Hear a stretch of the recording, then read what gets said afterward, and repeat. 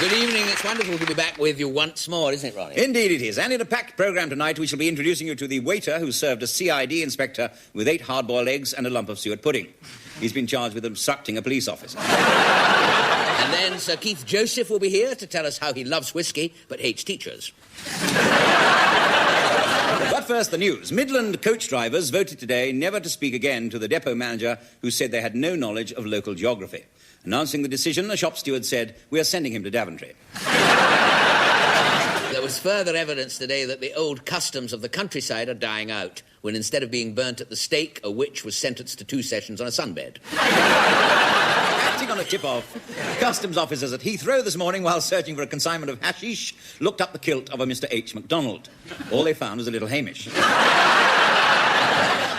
Finally, good news of the progress of sex change patient Beverly Lamont. Today he was transferred from Guy's Hospital to the Dolls Hospital. But now a sketch featuring Mr. Ronnie Corbett, whose mountaineering career got off to a very bad start in his Swiss hotel when he failed to scale the north face of the Eiderdown.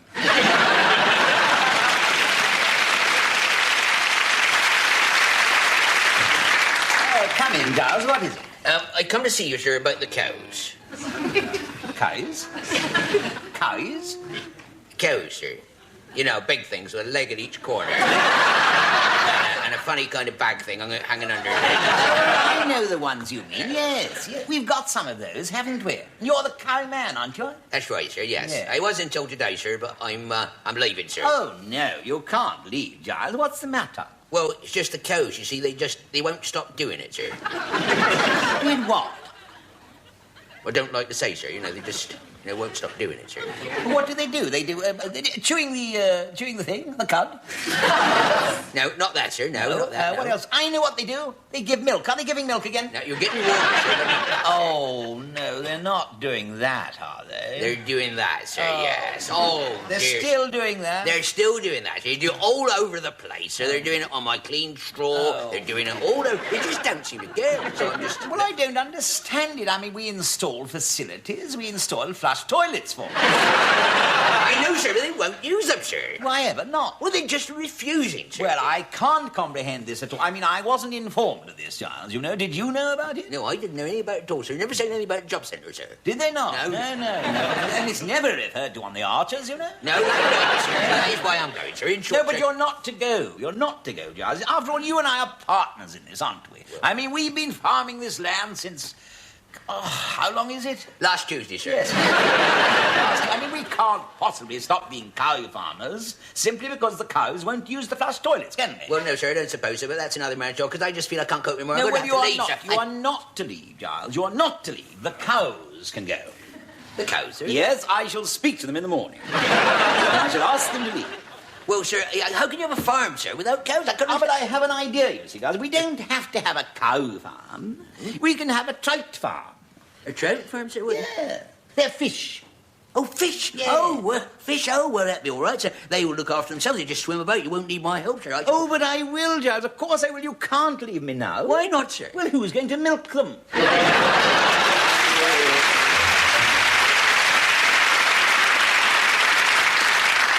Tonight, Barbara performs a song which, incidentally, she wrote herself and is featured on her new album, Gold. It's called Another Good Day for Goodbye, so here she is to sing it, Barbara Dixon.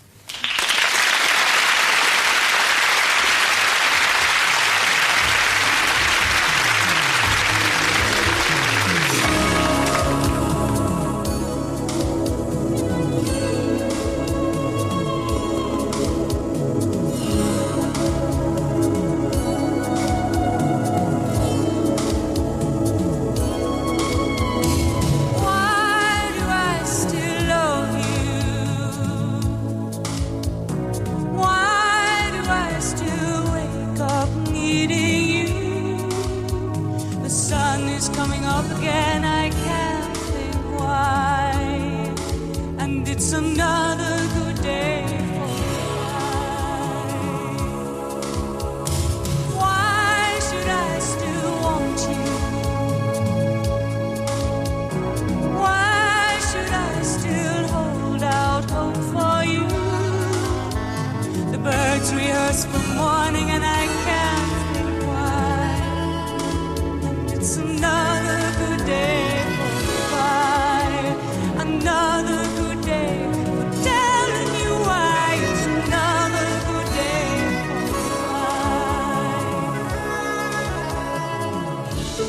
saw the photograph, your arms around each other, laughing, darling, she. And though it's innocent, it's guilty here inside my heart. I wish that it was me. I wish. And it's another good day for goodbye, another good reason for telling you why. It's another good day for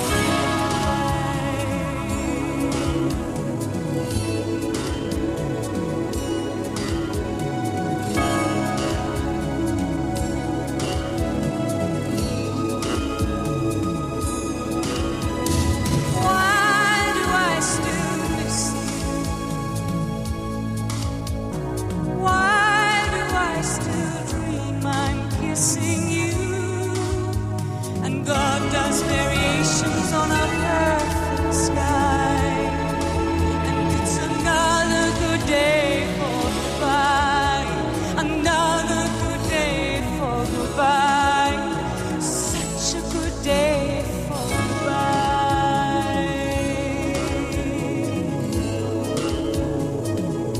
Goodbye.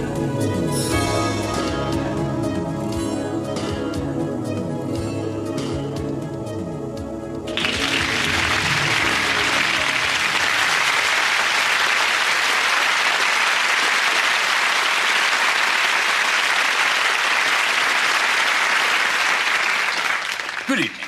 Good evening. I represent an organization of people who say everything twice. I represent an organization of people who say everything twice.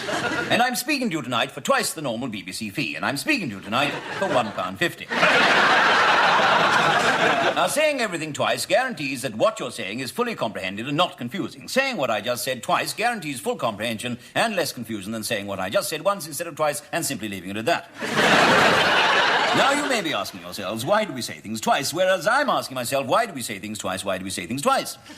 We say things twice because no one ever bothers to listen to us the first time. I said we say things twice because no one ever bothers to listen to us the first time. Are you Mutt and Jeff or something? Are you Mutt and Jeff or something? Although it's fun, it can have its snags. Although it's fun, it can have its chastity belts. Like parties, for instance. We never get invited to any. Like parties, for instance, Oliver Reed. The last party I went to, I bumped into a lovely couple. The last party I went to, I bumped into Samantha Fox. And between you and me, I felt a right Lamont. And between you and me, I did it again and felt a left one. The only time I never said anything twice was in a crowded Australian sheep farmer's bar. The only time I never said anything twice was in a corrugated lunatic asylum. When I asked for a pink gin and a packet of cheesy puffs. As I say, when I asked for a good hiding and a flying doctor. Of course, sometimes we do have a day off when we only say things 1.5 times. Of course, sometimes we do have a day off when we only... Then there are bank holidays when we only say things once. We only say things once. This day is usually used for asking difficult or dangerous questions, like who put the slits in my sheepskin shirt because my sheepskin shirt's got slits. Fortunately, today is a bank holiday. In summing up, then, saying everything twice can be lots of fun. Saying everything twice can be Joan Collins in a hammock. And if you wish me to enroll you in our organisation, simply ring our head office. As I say, if you wish me to put you in the club, simply ring me at this number. 001166883355779944. Good night, night, night, toodle pip, tiddle poop.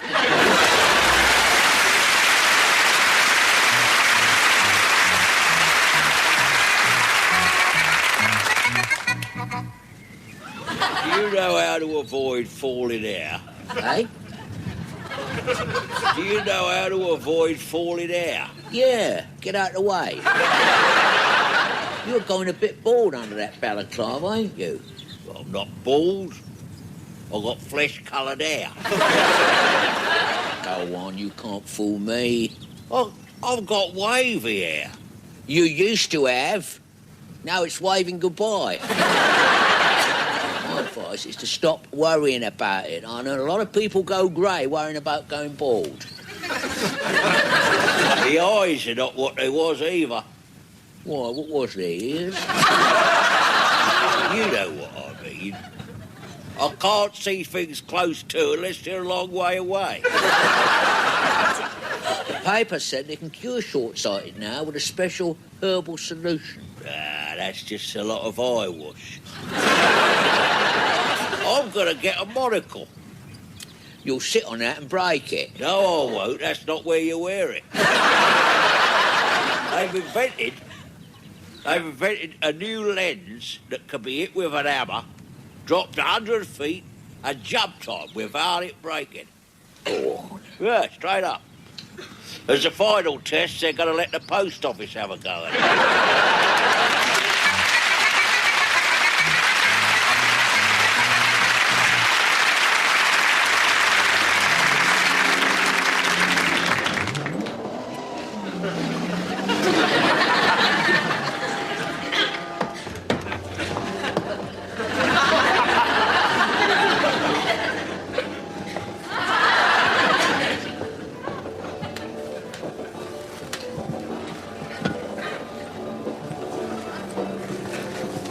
Someone see.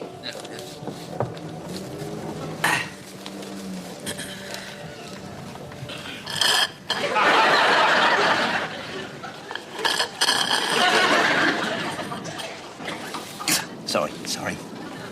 Finished it now.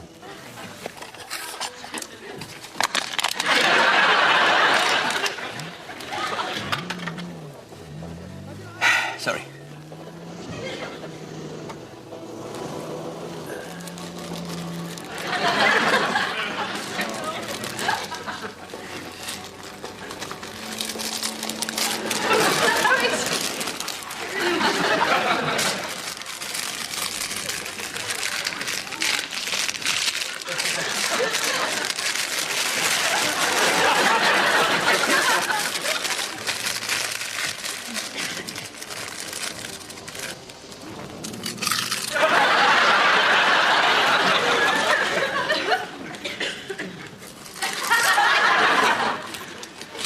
Do you mind? Oh, sorry, forget me manners.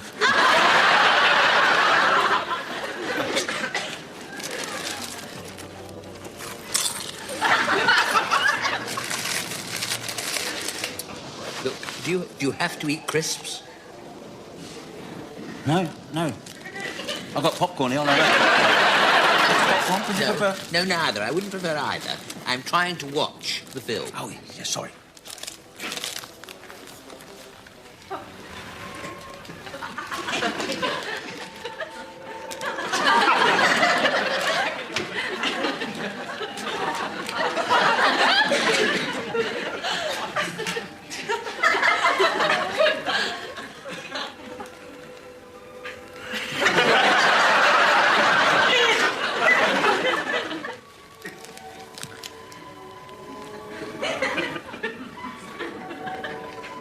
I've seen this. I've seen this film. So I've seen this film. I've seen this film. See that dark bird up there, the one that looks like Audrey Hepburn a bit? See that one? No, she's up there. It's no good looking at me. Look, up there. See her? Well, of course I see her, don't I? She gets murdered to death. About halfway through, she's strangled by her own pair of tightses. Did you have to tell me that? Hey? Did you have to tell me that? Oh, I'm sorry. I didn't realise you're one of these people who don't like to know what's going to come next, are you? Yes, I am. Oh, I'm sorry. Yeah, my apologies. Yes, anyway, it's not crucial to the plot, that. It doesn't affect the film, really. I mean, it won't spoil your enjoyment. I say it won't spoil your enjoyment. Won't spoil it for you. Good. It would have spoiled it for you if I told you the bloke she was with was stabbed having a bath. That camera's a bit... It won't now, will it? Hey? I say it won't come as a surprise now. You have told me. You've just told me. Oh, I'm sorry. Don't keep saying sorry in that empty way. I'm just trying to watch the film. Yes, here. OK, I'm sorry. You will not know... Yeah. I'm sorry. You will not know I'm here.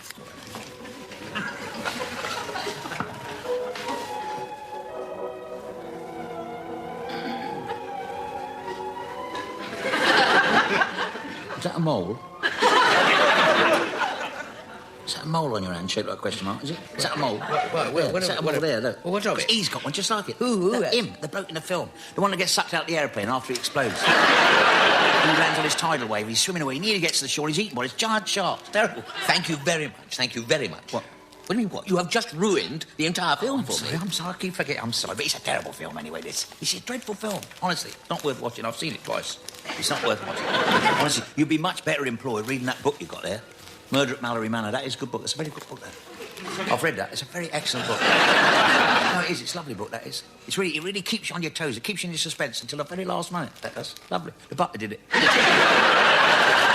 I'm leaving. Oh, don't. Hey, I hope you have a nice dinner anyway. Okay. You can have roast lamb, roast potatoes and peas. Oh. Yeah, and don't plan anything for afterwards because your wife's got a headache.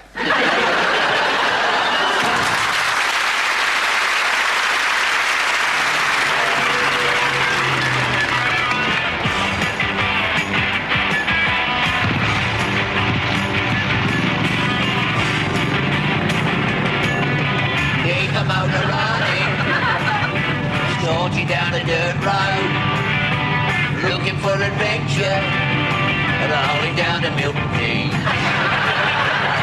Heavy Kevin and Rhinestone Randy, this helmet is much too tight, but brother, he comes in handy, give me 10 every night.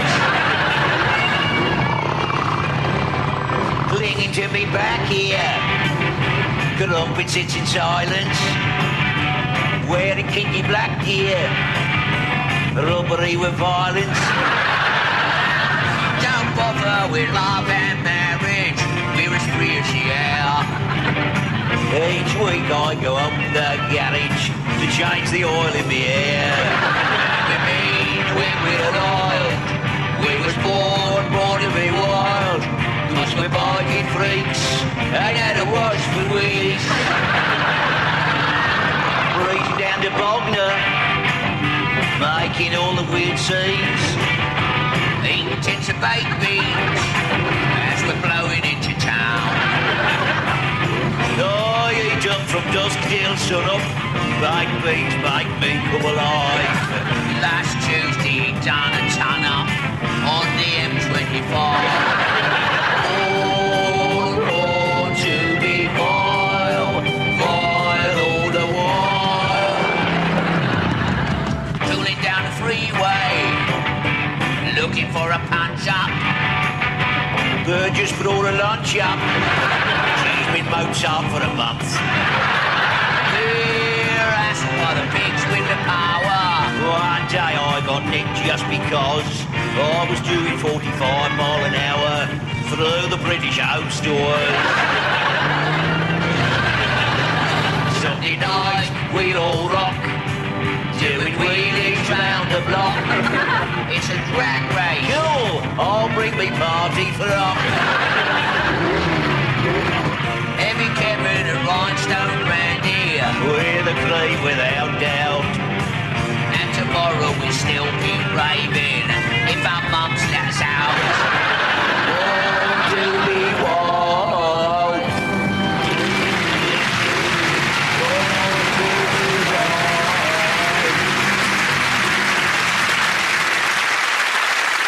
Thank you very much. Tonight is rather a nostalgic moment because after 15 years it looks as though the time has come to say goodbye to the old chair. Oh, that's very nice. Thank you very much. Owing to mounting financial pressure, the BBC is having to sell off many of its prized assets, and as from next week, I am to be rehoused in Dave Allen's ashtray. By the way, for anyone who doubts that the BBC are in deadly earnest, I've actually got here the official estate agent's blurb for this chair. Listen to this. Ronnie Corbett's chair, Television Centre, West 12. We are pleased to offer this much sought-after little property, nestling in the idyllic surroundings of Studio 8 Scenery Store, situated within easy walking distance of the floor, and just the stone's throw away from Terry Wogan. Stones not provided, it says. It comprises one sitting tenant of mature pre-war type, with ample scope for extension downstairs. How dare they? NB, jokes in need of some modernisation. Realistically priced at $29,000, but we'll take a tenner. Now, I can tell you, I intend to fight this through the courts. And I'm quite confident because I have got a very, very good lawyer, barrister who happens to play golf with me, who can work miracles. I mean, he was the one who got me compensation for unfair dismissal from the Harlem Globetrotters. Well, everyone is on the make these days. Actually, talking of lawyers reminds me there is still 1 or 2 legal hitches over my sensational new autobiography. I've got this, you know, it's called The Secrets of a Super Stud. Rambo Ronnie reveals all. No, at long last, I have decided to kiss and tell. No, I think it's high time people knew, you know, the other Ronnie Corbett, for a change. You know, Ronnie Corbett, the swinger. You may scoff, but many's the night I can be glimpsed mixing with the jet set down at Tramps in my tight, clinging jeans, with my big gold medallion, my duffel coat open down to the navel, bopping away, you know, till 3, sometimes 4 minutes past 7. I admit, it hasn't always been like that. I haven't always been as physical with the ladies as I am today. I was quite a late developer emotionally. I used to have this dream that I was alone in a dressing room with 5 topless dancers playing This Little Piggy Went to Market. I suppose it all stems from being very small as a child. I mean, when I was born, my mother demanded a recount. Anyway, as I say, we are having some legal trouble over one controversial passage in my new book about the time I spent the night in Britt Eklund's bedroom and got arrested for loitering in a public place. So if the mooker fails to appear, you will know why. But on to tonight's story, which is a true tale. True life tale that actually happened to some very close friends of mine. And since it's a bit personal, I'd be obliged if you didn't let it go any further. Now, they're a bit of a strange couple, this two. Every so often they invite us round for dinner to their chic little pad in Hampstead. It's all very open plan, you know. They've just had the goldfish bowl and the budgie cage knocked into one. And it's a very exclusive neighbourhood, I'll tell you. I mean, where they live, they don't have morning papers. No morning papers at all. Alistair Burnett comes round and shouts through the letterbox. Anyway, here we come to the interesting part of the story. And not before time, I can hear you say. No, the story, incidentally, this story was reminded to me the other day by Peter Alice at a little informal bonfire I threw after my golf lesson. It wasn't much of a bonfire. I don't know if you ever tried to burn a set of golf clubs. The woods go fairly well, but the irons tend to hang around for a while. Anyway, this, for 20 years, this is the story, 20 years, this husband has kept a big wooden trunk at the foot of the bed. And he has made his wife swear on a blinding oath on her grandmother's grave, which is not easy because she was buried at sea, that she will not, under any circumstances, try and open it. And being a loyal wife, she keeps her oath until one day it's the wedding anniversary. Now, she comes downstairs expecting to find something on the breakfast table, a card or some flowers or, you know, something. There's nothing, not a sausage. So she thinks, well, there is one sausage, yes. And a couple of fried eggs and some toast. But no presents. So after he's gone off to work, you see, she thinks, right, just for that, I'm going to open that damn trunk upstairs and see what is inside it, once and for all, which she does. And when she opens it, there inside she finds 4 golf balls and £800 tied up in an elastic band.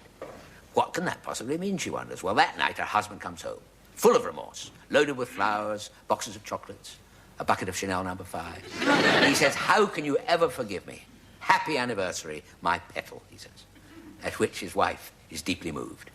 I am deeply moved, she said. There you are, I told you she was deeply moved. She said, I have a confession to make. He said, you know that crowbar I used to get the skin off the rice pudding? Well, she said, while you were out, I used it to open that trunk upstairs, and I now know what is inside. 4 golf balls and £800. Oh, my God, says her husband.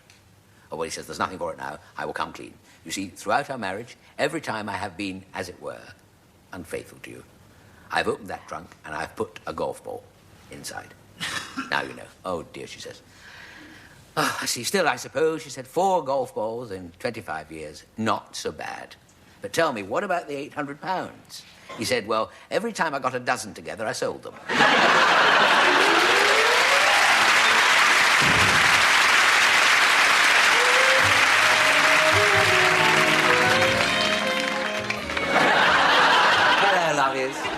Yes, here I am again, Auntie Claire, solving all your painful problems with care and compassion. And if I can't solve a problem, I sit on it for a while, and it disappears. I'm going to sit right here and read you all a letter. I'm getting piles of mail from you. Like this one here that's simply said, my better half hogs all the bed. She's a love but far too chubby. Oh, that one's from my hubby. May I quote a note from poor perplexed Loretta? My mate ignores me all night through. Well, sweetie, go right out and buy a see-through sweater and show your man a thing or two. Here's a postcard from Daisy. She says, I'm going crazy. My husband's put 3 neighbors' wives up the spout. This man is a nutter, dear. Show him the gutter. While you make the butter, he spreads it about. Oh, do help me, Claire, Chuck. I love Lionel Blair, Chuck. Writes anxious and puzzled from West Birkenhead. Love, stop it with Lionel. He's married. That's final. You'll never find his tap shoes under your bed. Here's a card from Mary Hughes. I've got a thing about tattoos. I've got them everywhere. My boyfriend's going spare. My views of Spain drive him insane. There's a plan of Milan on my you-know-where. He loves to stray along the road to Mandalay. Each night to go too far he'll try. So, Claire, what shall I do? Tell him if he marries you, he'll get the rest of the world by and by. Oh, Mrs. Rayner, what can I do? My husband Jack has lost the knack, says Mrs. Fruit from Crewe. Try some indoor sports, love, I told Mrs. Fruit. Now every night she winds up playing Trivial Pursuit.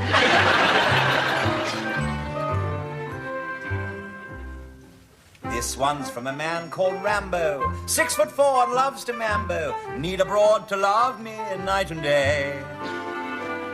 Someone I can call my baby. Am I much too macho, maybe? Lovey-dove, who cares? I'm on my way. So don't forget to write Big Claire a nice long letter. If you're simply pimply, pregnant, sad or gay. I have to tell you, loves, my problems don't get better.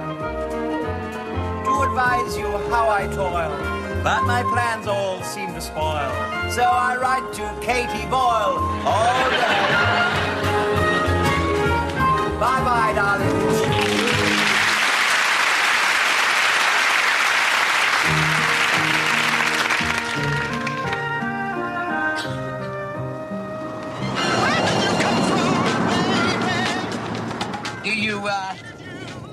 Do you like the fur coat, Miss Goodbody? Oh, I do. You're such a darling. And the necklace? Oh, it's beautiful.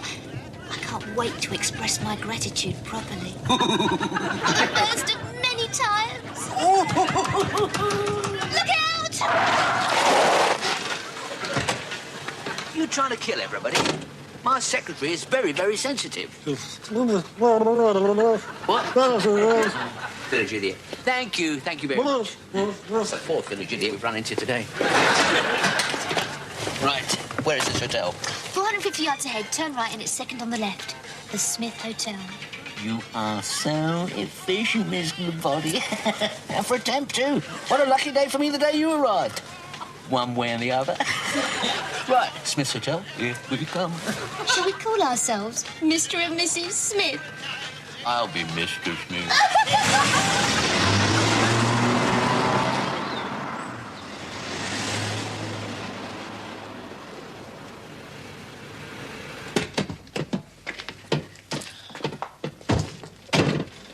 Very nice. Very discreet. How about being carried over the threshold? Well, I think I'm going to be a little too heavy for you. Smith. Smith. Look, Miss Goodbody, would you mind slipping this on the old German? Oh, so, does this mean? It means, dear, I always carry a spare.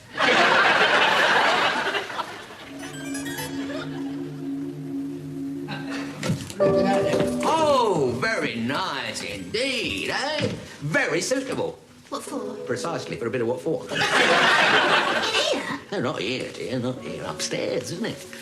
Shall I order the drinks theatre book? You must be Mr. and Mrs. Smith. What?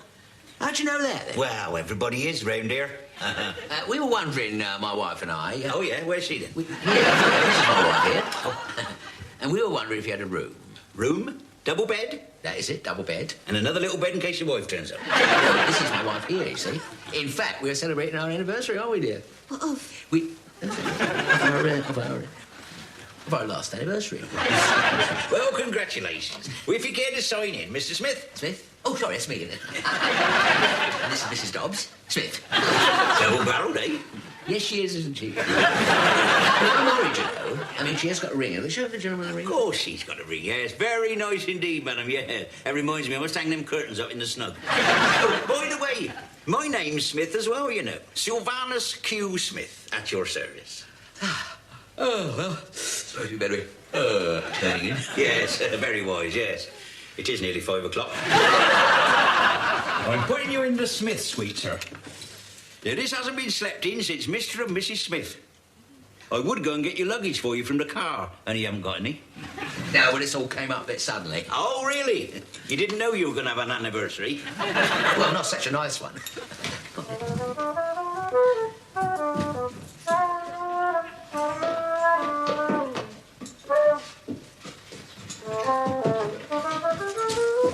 Oh, look. Oh, yes. Bet they signed in as Mr. and Mrs. Smith.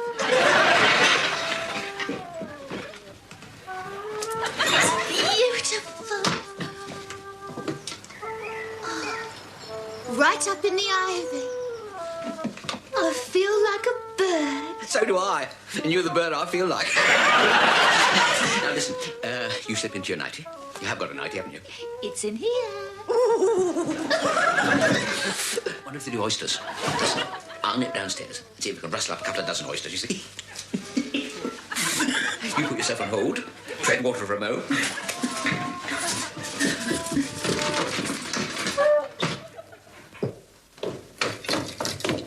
Have you got any oysters? Better than that, sir. The Smith Special. There we are. When it comes to putting lead in pencils, that makes a 4B into a 3/8. Cheers. Oh, ain't old strong, isn't it? Still very quiet here, isn't it? You're the first person I've seen here. There's nobody in the street at all. Oh, well, all the regulars will be in later on. Yeah. Jim Smith, the Smith family, the 3 boys, you know, the Smith triplets, Larry, Barry and Harry. And then the oldest inhabitant, old Smithy. Not a Smiths. Well, not really. Be quiet, Smith. Who's this, Sam? That is the first man, Adam Smith. And this here? Oh, that is Eve Smith offering him a Granny Smith. Oh, and the picture hanging up in the loo is the relief for Lady Smith. Have a crisp. Didn't have to ask you what kind of crisps those are. The cheese and onion. Oh, kitty. Oh, got all that in?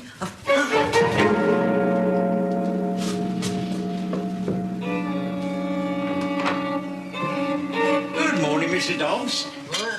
Did you sleep well? Where? Oh, look, lovely day. Where am I? Where is she? The chambermaid's her day off, sir. No, not chambermaid. Chambermaid, Miss Goodbody, my temporary second wife. My second wife. It's all going to be, you know. We were going to, you know. We were going to. Why haven't we? Why? Well, this isn't the Smith suite. Smith suite, sir? We haven't got a Smith suite. Well, this is not my room. This is the room you booked, sir. One single room. Single room? What use is a single room to me? What are you going to do in a single room, eh? Where is she? Where did she have gone? Not just... The kiss. This is it. You're not going to use all them, are you? Where is it? It's just along the passage. Pull the chain, hold it down for count 7. The Smith suite. It was here. Where is it? This has been the toilet roll cupboard ever since the time of Ethelred the Unready. Where's Miss Goodbody? Where's my crumpet? I could warm you one up. She was already warmed up, thank you very much. Now, where is she? Where is the lady I arrived with? You arrived alone, sir. We arrived together. We signed the boat together. Well, come with me and I'll prove it. Come on. There you are, look. No Mrs. Smith there, is there? It's got Brian Dobbs there. Of course it has. You signed it. Yeah, but Mrs. Smith was standing there. Mrs. who? All right, then, my secretary, Miss Goodbody, was standing there. Any distinctive features? Well, she was wearing paper knickers. And you were hoping to catch up on your paperwork, were you? I'm going to see the police about this. There's obviously something at the bottom of this. Yeah. Paper knickers, I dare say.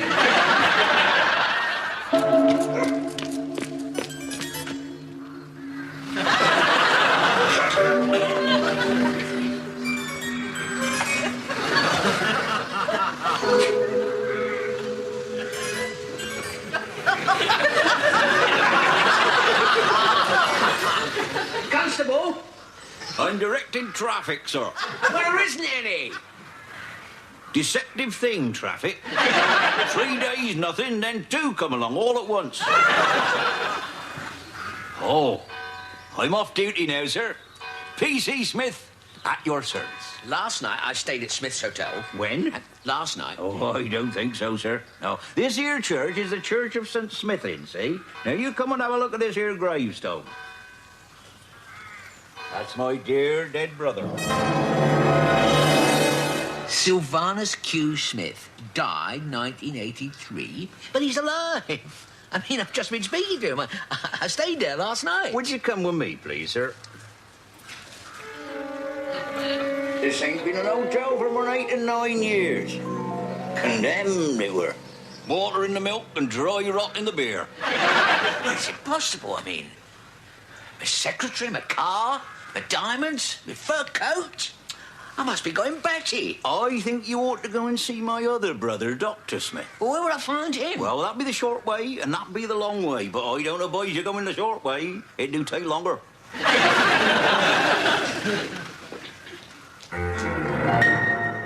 That's Smith's disease, all right. You've got a bad case of it. Well, is there a cure? Yes, but it has a side effect. What's that? It doesn't work.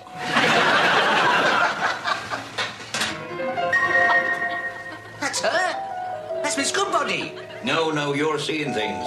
Very lovely things, but you're just seeing. It's me, darling, you know.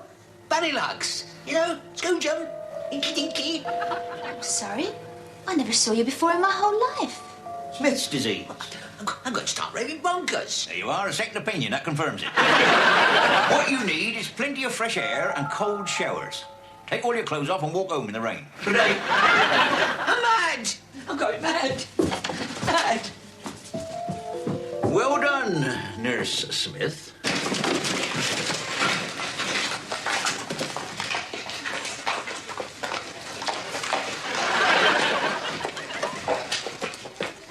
Right, girls. Mission accomplished. All inside for a debriefing.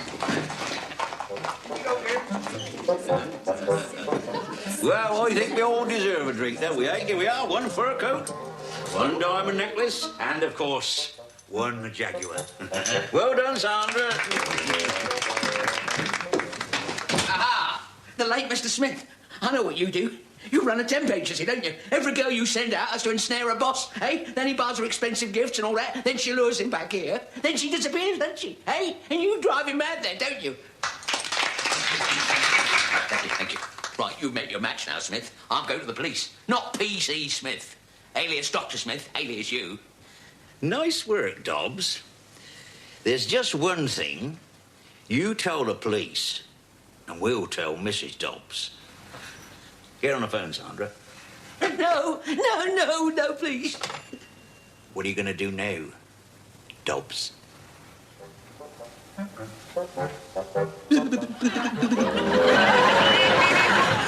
Customers, action stations, girls.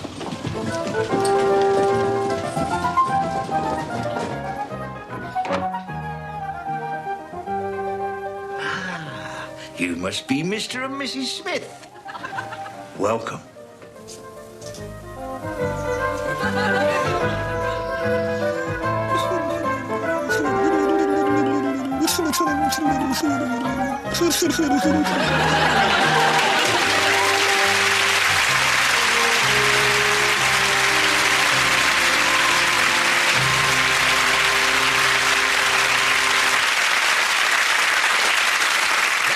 That seems to be just about all we have time for, but before we go, a few late items of news. Yes, at a ceremony at the town hall today, Mr. Alfred Smelly, lifelong collector of bad eggs and old cabbage leaves, was named as the person who'd done most in the past year to make Orpington a cleaner and better place to live in. He's moved to Surbiton. The owner of a Sinclair C5 was involved in a nasty accident today on the B101 when he was run over by a fast-moving hedgehog. Sports news, and in tonight's catchweight contest between Big Bill Watkins, the Brixton Bruiser, and Tiny Tim Thompson, the Tottenham Terrier, Tiny Tim was disqualified for using his head. He didn't turn up. Finally, the winner of tonight's gay football final by 6-3 was AC/DC Milan. In a packed show next week, I shall be talking to the expert in aerodynamics who crossed an Aborigine with a plumber and got a boomerang that says it'll come back in the morning. And I'll be talking to the extremely shy rhubarb grower who used to hate meeting people, but now he hides under an old bucket and forces himself. It's a good night from me. And it's good night from him. Good night. Good night.